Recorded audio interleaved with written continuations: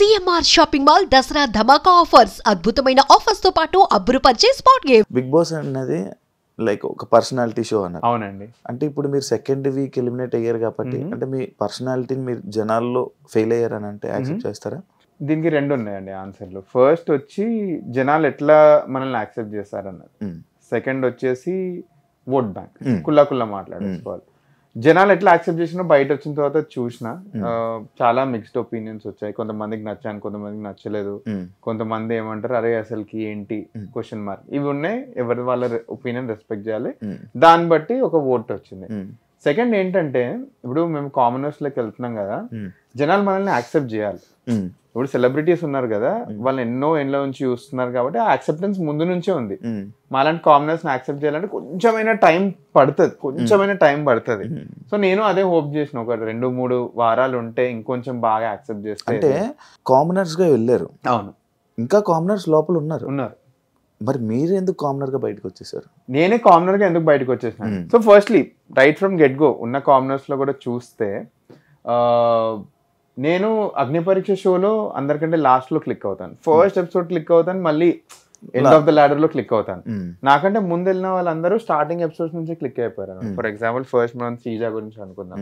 శ్రీజ గారు ఎపిసోడ్ 2-3 నుంచే sky high, తర్వాత మాస్క్ మ్యాన్ గారు ఎపిసోడ్ 1 నుంచి హై అయ్యారు. నాది ఫస్ట్ ఎపిసోడ్ హై అవుతుంది, తర్వాత థర్డ్ ఎపిసోడ్ హై అయిన తర్వాత మొత్తం నాది కింద పడిపోయి తర్వాత లేస్తాను. ఓకే, అంటే అగ్ని పరీక్ష ఎఫెక్ట్ ఇంకా బిగ్ బాస్ లో ఉందంటున్నారా? అట్లీస్ట్ ఇనిషియల్ ఓట్స్ కి అయితే చాలా ఎఫెక్ట్ ఉందని అయితే నేను బిలీవ్ చేస్తాను. మరి అదే అగ్ని పరీక్షలో పాజిటివ్ ఉన్న శ్రీజ, ప్రియా ఎందుకు మరి బిగ్ బాస్? ఎగ్జాక్ట్లీ అదే వస్తున్నాను, ఎగ్జాక్ట్లీ అదే పాయింట్కి వస్తున్నాను నేను.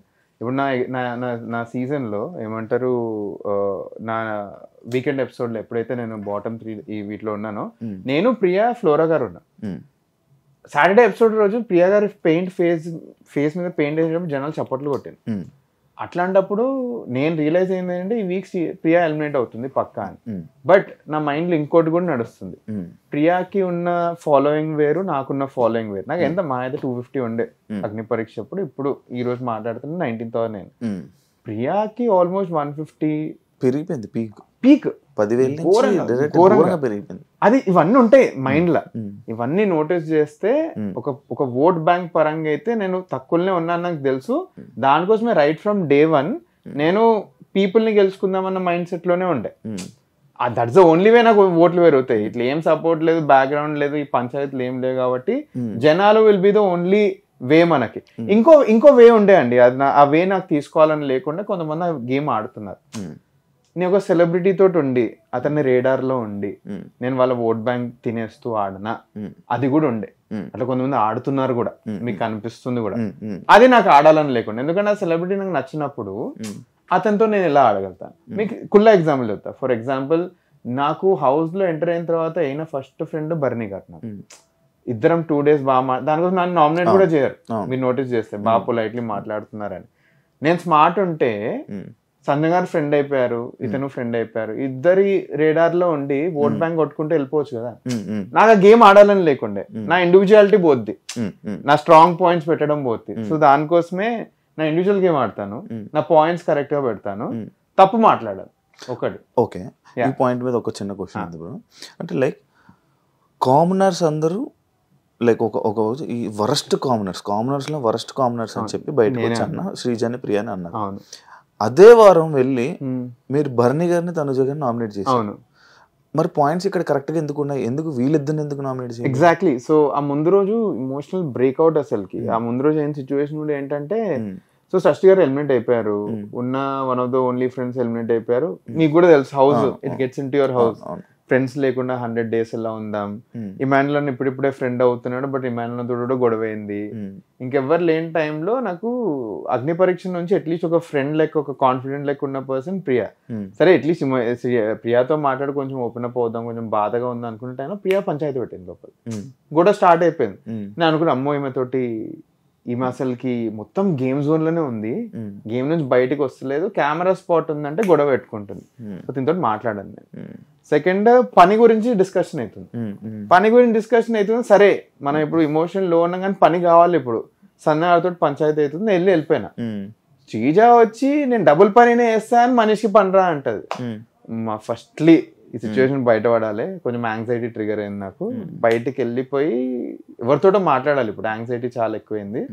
ఇమాన్లోనే అనిపించింది, అన్నయ్య గారికి వెళ్ళి అన్న నేను గేమ్ ఆడతలేను, నాకు యాంగ్జైటీ అటాక్ వస్తుంది, ఉత్త మాట్లాడాలి ఎవరితోటి అన్న, ఇప్పుడు వెళ్ళి మూలకెళ్ళి మాట్లాడతాం మేము, 3-4 టాపిక్స్ ఇస్తా, నాకు తెలిసి జనాలకు ఓన్లీ ఇది ఫైనల్ టాపిక్ వచ్చి చెప్తా, కొంచెం లోన్లీ అనిపిస్తుంది ఇంట్లో, ఫస్ట్ టైం అనిపిస్తుంది, సెకండ్ ఇట్లలో కొన్ని రీజన్స్ ఇస్తాను. ఫైనలీ వీళ్ళ మీద ఓపెన్ అప్, ఏంటి కెమెరా వస్తే అరుస్తున్నారు వీళ్ళు, అది ఇది అని ఫుల్ కోపం. అది యాంగ్జైటీయా బీపీ కోపమా మీది? యాంగ్జైటీ అటాక్ వచ్చింది నాకు, కోపం ఘోరంగా ఉండే తన మీద, బీపీ లాంటివి లేవు నాకు, కోపం ఉంది.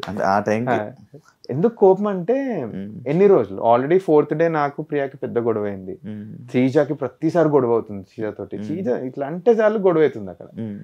అప్పటికి నాకు గేమ్ ప్లే అర్థమైపోయింది. ఇక్కడ ఈ పాయింట్ ఆఫ్ టైంలో నా నామినేషన్ పాయింట్లో ఎవరున్నారో మీకు చెప్తాను. 7th డే ఎప్పుడు సండే ఎపిసోడ్, అప్పటికి నా నామినేషన్ పాయింట్ నంబర్ 1 వాజ్ బర్నీ గారు, నంబర్ 2 వాజ్ ప్రియా గారు.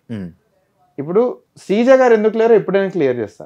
శ్రీజ గారు right from get go nominations లో ఉండనికే గేమ్ ఆడుతున్నారు. అది మీరు ఆలోచించారు. నేను సింపుల్ ఈరోజు ఏ వీక్ లో ఉన్నా, ఈ రోజు థర్డ్ వీక్ శ్రీజ గారు నామినేట్ అయ్యారు ఒకసారైనా? మొన్న అయింది. ఎక్కడైంది? వెళ్ళే డెమోన్ తీసేసాడా? డెమోన్ తీసి ఎందుకు తీసేస్తున్నారు? అందరికీ తెలుసు ఇది. అది మీకు తెలుసు, ఈ కామనర్స్ అనే మీకు మాత్రమే తెలుసు ఇది.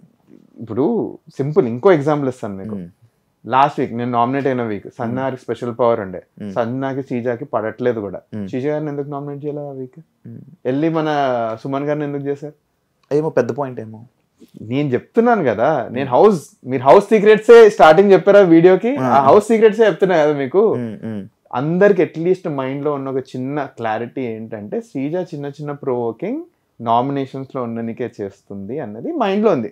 దానికోసం శ్రీజ నాకు ఎప్పుడూ లేకుండే నామినేషన్స్ లో, నువ్వు ప్రొవోక్ చేసుకో, నువ్వు ఎక్కడికైనా తిట్టు, నేను ప్రొవోక్ గాను, నేను ఈ గేమ్ వర్కౌట్ చేయనికి కాదు, సింపుల్ స్ట్రైట్ ఫార్వర్డ్ శ్రీజాని నేను పెడితే 3rd or 4th వీక్ పెడదాం అనుకున్నా. సింపుల్. అంటే మీరు అందరూ ముందే ఏమైనా ప్లాన్ చేసుకుని వెళ్ళారప్పుడు ఇలా మాట్లాడుకున్నారా? అంటే లైక్ ఇలా ప్రతి వీక్ నామినేషన్ లో ఉండాలి, అంటే ఎవ్రీ వీక్ నామినేషన్లు ఉంటే కొంచెం స్ట్రాంగ్ అవుతాము అని మీలో మీకు ఏమైనా డిస్కషన్స్ జరిగాయా? అంటే మీ అగ్ని పరీక్ష కంటెస్టెంట్స్ కి వేరే వాళ్ళ మధ్యలో నాకు అసలు తెలీదు, ఎందుకంటే నాది ఏంది అసలుకి, నేను స్టేజ్ మీదనే హోప్ వదిలేసి వజా కూడా వేస్తలేదు, 5గురు వెళ్ళిపోయినరు.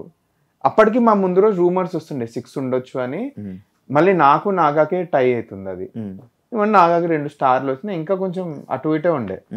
సో ఎవరితో మాట్లాడలేను అసలుకి. మా అయితే ముందు రోజు ఆల్ ద బెస్ట్ లో చెప్పుకున్నాము. ఎవరికైతే ఫర్ ఎగ్జాంపుల్ శ్రీజాకి సపోర్టర్స్ చాలా ఉండే, నేను చెప్పిన నీది ప్రొఫైల్ మీద పెట్టు, నాకు కొంచెం ఫాలోవర్లు వస్తారు, ఇవే కాన్వర్సేషన్స్ అయినాయి. లోపలికి వెళ్ళిన తర్వాత బిహేవియర్స్ మీకు వేరే వాళ్ళే అర్థమై లైక్ చూస్తే మీకు అనిపించవచ్చు బయట మాట్లాడుకోవడం అని, బట్ నేనైతే స్టేజ్ వరకు అసలు కోపలేదు అసలు. సో మొత్తం ఎస్టాబ్లిష్ అయినా నాకు రిలేషన్షిప్స్ లోపలనే ఎస్టాబ్లిష్ అయినాయి. So at least nothing like that. అంతేందుకు నామినేషన్స్ అయితే కూడా మేము అందరం ఒక్కొక్క మూల కూర్చొని ఆలోచించుకుంటూ కూర్చుంటాం. మేము అసలు ఏం డిస్కస్ చేయాలి నామినేషన్స్ గురించి, ముందే బిగ్ బాస్ గురించి అసలు అట్లీస్ట్ నా వరకు మాట్లాడుకుంటే నేనైతే ఎవరితో మాట్లాడలేదు.